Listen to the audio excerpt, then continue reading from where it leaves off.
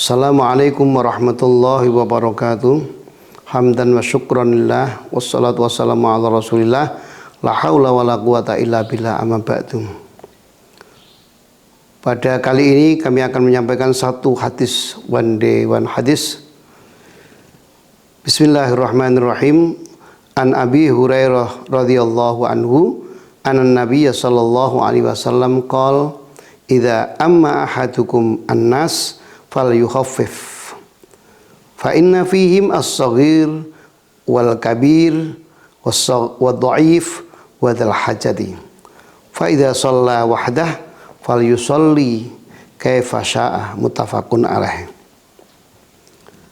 Hadis ini diriwayatkan dari Abu Hurairah radhiyallahu anhu, sesungguhnya Nabi sallallahu alaihi wasallam bersabda, jika seseorang di antaramu menjadi imam sholat bagi para jamaah, maka hendaknya dia meringankan sholatnya, karena sesungguhnya di antara mereka, yaitu orang yang bermakmum kepadanya, ada anak-anak, orang tua, orang yang lemah, dan orang yang mempunyai kebutuhan.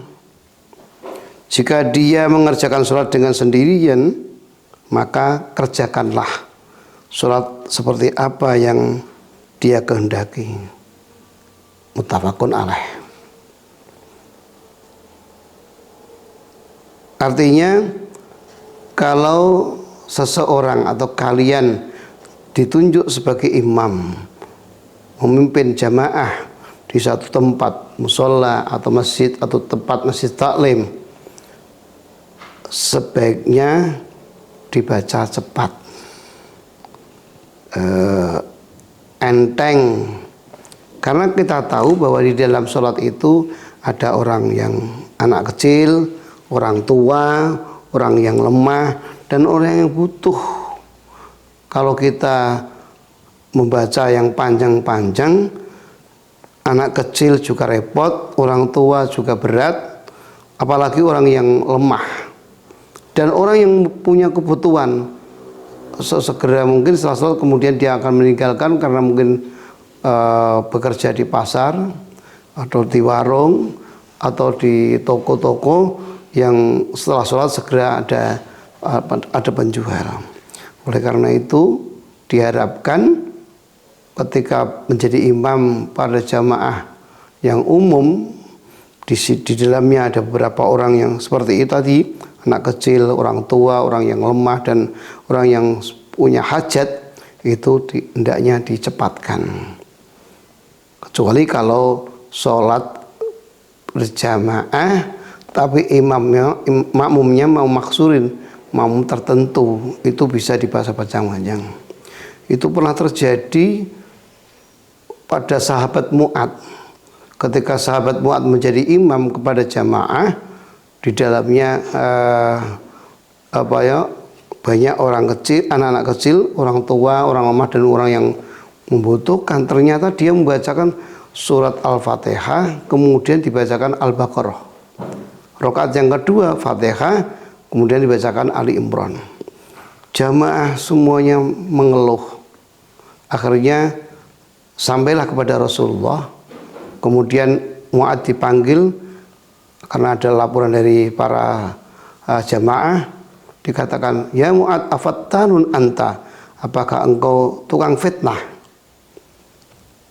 Pada keterangan singkatnya bahwa ternyata Mu'ad itu pada saat si imam membaca bacaan yang panjang-panjang sehingga merepotkan jamaah semuanya. Kecuali kalau sholat sendiri, ya bisa dibuat panjang. Fal yusalli kaifa syaa, sholatlah sesuai yang Anda kehendaki.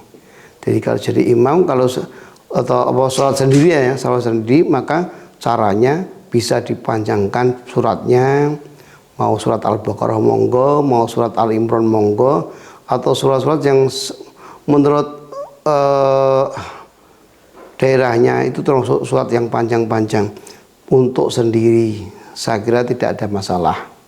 Tapi kalau sholat berjamaah dengan orang banyak, Di situ banyak orang-orang yang sangat butuh, orang yang lemah, orang tua, maka lakukanlah dengan sholat yang cepat.